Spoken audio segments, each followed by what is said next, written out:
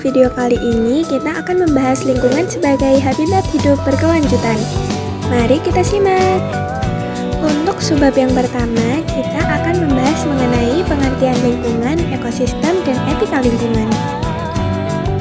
Nah, apa sih lingkungan hidup itu? Lingkungan hidup adalah suatu ruang yang ditempati oleh makhluk hidup bersama dengan benda hidup dan tak hidup lainnya. Selanjutnya, teman-teman tahu nggak sih apa sih ekosistem itu? Ekosistem adalah suatu sistem ekologi yang terbentuk oleh hubungan timbal balik antara makhluk hidup dengan lingkungannya. Next, etika lingkungan. Etika lingkungan dapat diartikan berbagai prinsip moral lingkungan yang merupakan petunjuk atau arah perilaku praktis manusia dalam mengusahakan terwujudnya moral lingkungan. Yuk, simak video berikut ini.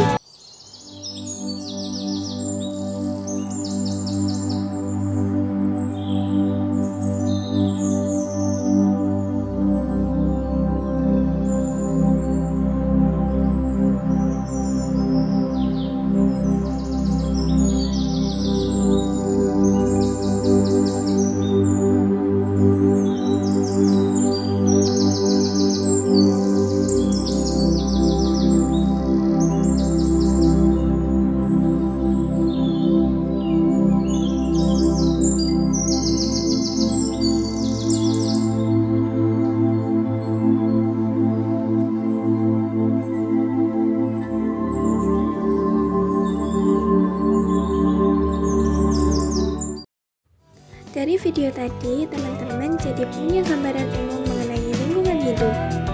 Selanjutnya, kita akan membahas subbab yang kedua, yaitu jenis-jenis lingkungan hidup. Lingkungan hidup dibagi menjadi 3. Yang pertama, lingkungan biotik. Lingkungan biotik berkaitan dengan makhluk hidup yang terdiri dari manusia, hewan, tumbuhan, dan organisme lainnya. Komponen biotik pada suatu ekosistem merupakan makhluk hidup itu sendiri, sebab ekosistem tidak pernah terbentuk tanpa ada makhluk hidup di dalamnya. Secara khusus, lingkungan biotik dibagi menjadi 3. Yang pertama, produsen, yang kedua konsumen, dan yang terakhir pengurai. Jenis lingkungan hidup yang kedua yaitu lingkungan abiotik. Lingkungan abiotik adalah unsur lingkungan hidup yang terdiri atas benda-benda mati dan ikut mempengaruhi kelangsungan hidupnya. Lingkungan abiotik terdiri dari air, tanah, udara, cahaya matahari, kelembapan, suhu, dan juga iklim. Jenis lingkungan hidup yang ketiga yaitu lingkungan sosial budaya. Lingkungan hidup sosial ialah kesatuan ruang dengan sejumlah manusia yang hidup berkelompok sesuai dengan suatu keteraturan sosial dan kebudayaan bersama. Lingkungan budaya ialah kondisi berupa materi maupun non-materi yang dihasilkan oleh manusia melalui aktivitas dan kreativitasnya. Ciri-ciri lingkungan sosial budaya adalah bentuknya yang bermacam-macam dan tidak hanya satu jenis. Ketiga unsur komponen lingkungan tersebut saling mempengaruhi dan tidak dapat berdiri sendiri.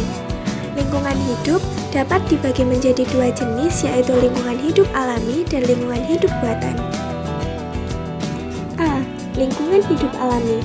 Lingkungan hidup alami terdiri dari komponen biotik, abiotik, organisme kecil, dan semua kondisi yang berfungsi secara dinamis tanpa campur tangan manusia. Lingkungan ini tercipta melalui proses alami. Lingkungan alami yang terbagi menjadi 2 jenis, yaitu lingkungan hidup air dan darat. Pada lingkungan hidup air terdiri atas danau, laut, rawa, dan sungai.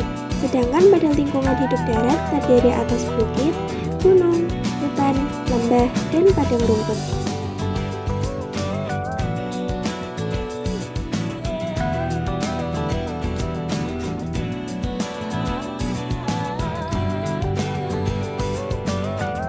B.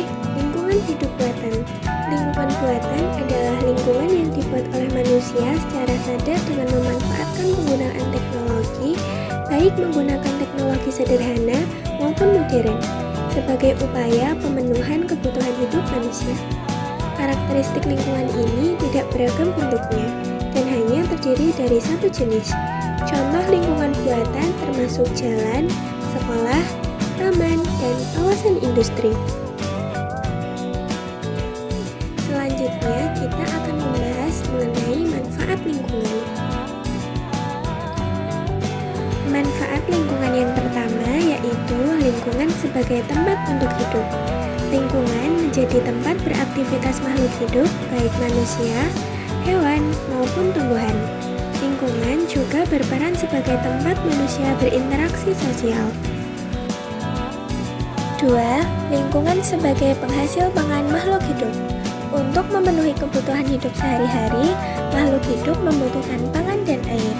Karena itu, makanan dan air menjadi satu di antara hal penting dalam kebutuhan kehidupan. 3. Lingkungan sebagai penyedia sumber daya alam.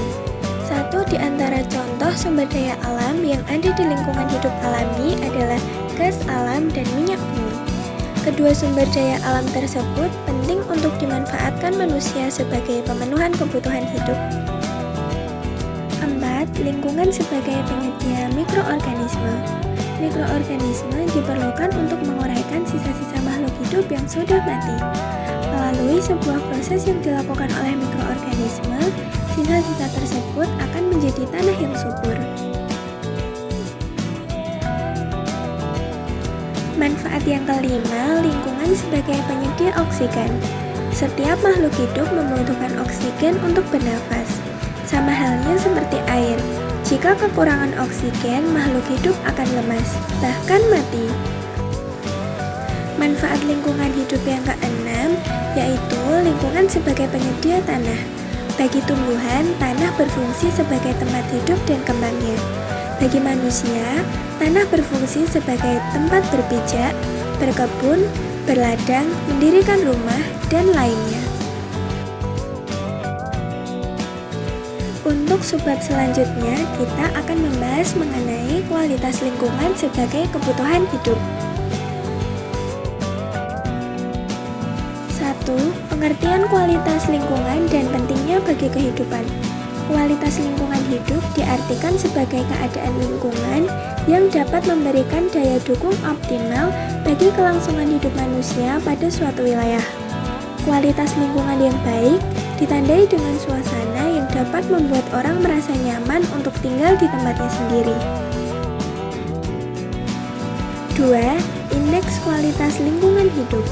Pengukuran kualitas lingkungan hidup sehat saat ini dilakukan dengan cara kuantitatif menggunakan Indeks Kualitas Lingkungan Hidup atau IKLH. 3 indikator yang menjadi dasar penilaian IKLH di Indonesia adalah Indeks Kualitas Air atau IKA, Indeks Kualitas Udara atau IKU, dan Indeks Kualitas Lahan atau IKL. 3. Faktor-faktor yang mempengaruhi kualitas lingkungan. Faktor yang mempengaruhi kualitas lingkungan dibagi menjadi 2. Yang pertama, faktor alam. Faktor alam berupa iklim, perubahan cuaca, kesuburan tanah, erosi, aktivitas gunung api.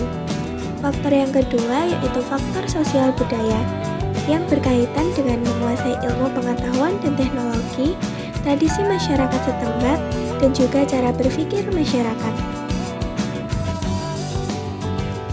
Nah, untuk subbab yang selanjutnya, kita akan membahas mengenai masalah-masalah lingkungan hidup.